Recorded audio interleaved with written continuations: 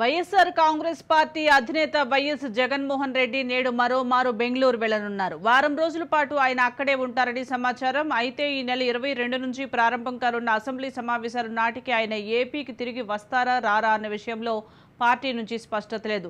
ఇటీవల జరిగిన అసెంబ్లీ ఎన్నికల్లో ఓటమి పాలైన తర్వాత జగన్ బెంగళూరు వెళ్లడం ఇది రెండోసారి.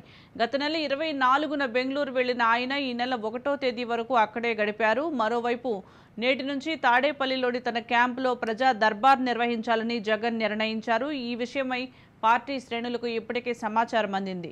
పార్టీలోని ద్వితీయ శ్రేణి నేతలు, కార్యకర్తలు ప్రజల్ని జగన్ కలిసేలా కార్యక్రమం రూపొందించారు. అయితే ఈ కార్యక్రమం వాయిదా పడింది.